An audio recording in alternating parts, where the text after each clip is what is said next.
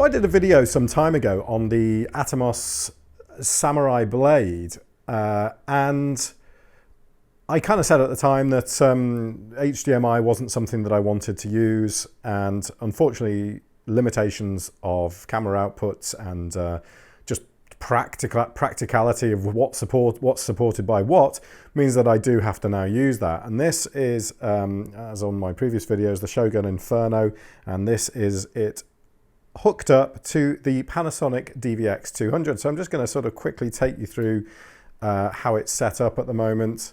So we'll turn both these on. The Shogun's got the larger batteries on the back at the moment because the others that I received with it are charging. And if I just pop this open and open my... Right, so what I've got my camera set to at the moment, as you can see here, is 2160, so Ultra HD, 25 frames per second. So I've got it set to the 50 Hertz mode at the moment. You can, on this camera, change it to be between kind of PAL and NTSC mode, which is a really nice thing on the camera. I've got it set to Panasonic Vlog here, and as you can see there in the top, I've got it set to 422 10-bit. Yeah, so my output is selected to HDMI. My resolution is set to the system, so as I change it on the camera here, it adjusts on the HDMI out, which is good. And if I see, you'll see the record setup.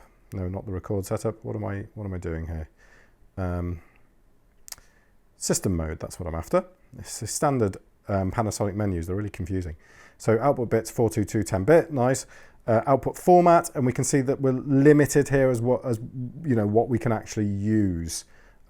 So it says I can use 4K 24p, which is good. Is that right? Oh, 4K. Oh, okay, let's just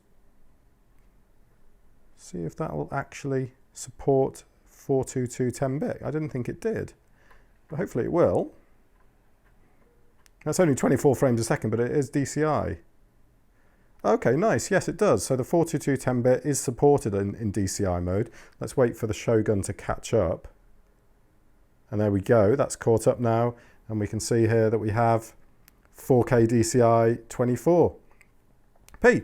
And then, of course, we have a window here that tells us sort of which bit we're actually seeing, because the screen, this is a 1080, this is a 16:9 screen, not a DCI sort of, I think that's 17:9, isn't it? Screen. So this sort of tells us which bit we're actually looking at. We can sort of center it or move it sort of left and right like this. So that's good. Yeah, that all seems to work very nicely.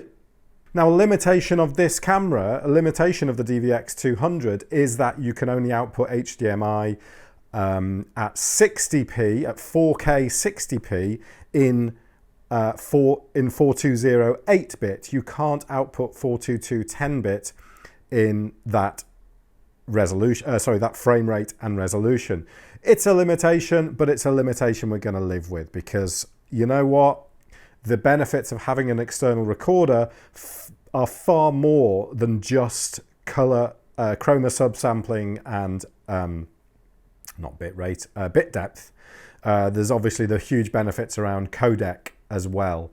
So, you know, it's not perfect, but 4K, as we're outputting here, as you can see on the Inferno, 4K UHD 25, outputting via a standard HDMI cable. So this menu here tells me my source is HDMI and HDMI 2, and there's a nice big check mark next to that, which is good. Nice big tick. I don't know whether that's a good thing or not. It looks like a good thing, doesn't it? I've got my trigger set to HDMI, but unfortunately this camera, when it's in this mode, it doesn't record. So when you try and record, you press the record button and it just says cannot record. And I think that stops it triggering an external device, but I'll have to have a play around with that and try and sort that out. I haven't managed to sort that out yet, so let's just say no trigger for now. And I've also got nothing on my display at the moment. Oh, wow, gosh, I'm really zoomed in on this. So let's just actually get something on the screen. Let's just go for my mucky Sony remote here. And you can see that if I can just get a sort of reasonable focus on here. So I'm in vlog mode, but I've got it set to log to video here, and what we can see is that my camera is set to Panasonic, it's set to vlog, and the gamut is the native source video. So what I'm actually seeing on the display here, it's not coming across like terribly well on the camera, so sorry about that. But what I'm actually seeing on the display here is the nice sort of fully graded shot, if you like. So I'm not seeing a log shot there. So I can't really show you because I've got the camera indoors at the moment and I haven't really got anything to shoot. So let's see if I can just get something out of the window here. See, now that is quite bright. Let's just stick some ND in. See if we can get away with another one. Yeah, so let's just zoom in and focus on the here.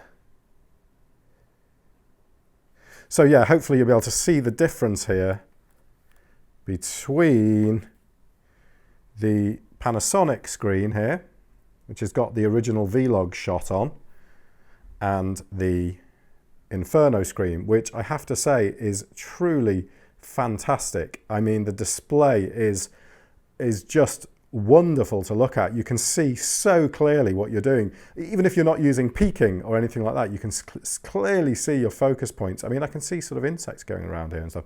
Well, yeah, the color of the camera here is adjusting, so you're not getting the really nice colors that I'm seeing on here. It's kind of cooling it down quite a lot. But hopefully you get a good indication there of how good the screen is on the Inferno. So yeah, there we go. So that's the setup I'm kind of hoping to use and actually get out and do some and shoot some nice stuff. Yes, ND off, I know, fine. It really makes this screen look quite small in comparison, but this is actually mounted on here with the 244 micro. It's fairly heavy, I think. When I've got these two large batteries on and the Inferno on, it is fairly heavy, but the main reason this is wobbling is because I've got it on carpet and on a fairly pooey tripod at the moment. So it should work well when it's outside and on a slightly better tripod. So there we go. That is the setup of the Inferno on the DVX200.